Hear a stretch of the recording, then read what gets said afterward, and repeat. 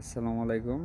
আজকে আমরা জেনারেলি এই সুরা আইল্যান্ডে এইসব বিল্ডিংগুলো রয়েছে, এই বিল্ডিংগুলোর কীভাবে কোন জায়গা থেকে পানিগুলো সাপ্লাই হয় সেই ওয়াটার পাম্প রুম দেখানোর চেষ্টা করব।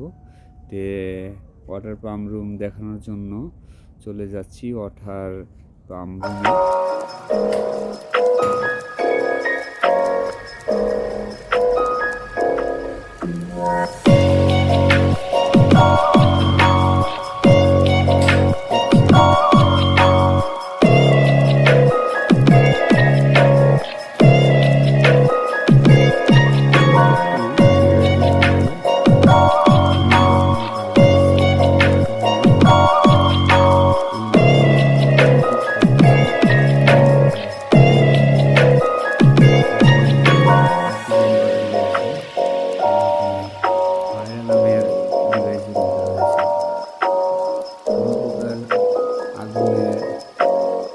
তাপমাত্রা বেড়ে গেলে অর্থাৎ এই রুমে যদি কোনো প্রকার আগুন ধরে সেক্ষেত্রেও কিন্তু এখান থেকে কন্ট্রোল করা হবে।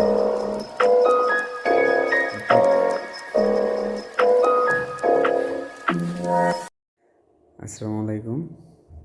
এই মুহূর্তে রয়েছি ওয়াটার পাম্প রুমে। এটা হচ্ছে ওয়াটার পাম্প রুম। মূলত এখান থেকেই সুরা আইল্যান্ডের অনেক জায়গায় পানির সাপ্লাই দেওয়া হয়, সেজন্য এখানে বিভিন্ন রকমের ডিভাইস রয়েছে, প্যানেল রয়েছে, যার কারণে এটা অটোমেটিক বন্ধ হবে এবং কি অন হবে। তো এটা মূলত আন্ডারগ্রাউন্ড একটি বিল্ডিং, অর্থাৎ আমি যে জায়গায় আছি এটা হচ্ছে মাটির নিচে।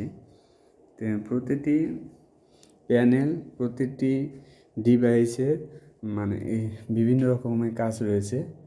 মূলত এই পাইপ দুটো কিন্তু একটি বিল্ডিংয়ের সাথে সংযুক্ত রয়েছে, যার কারণে এই পাইপের একটাতে ভালো পানি আর একটাতে খারাপ পানি তো সাপ্লাই হচ্ছে।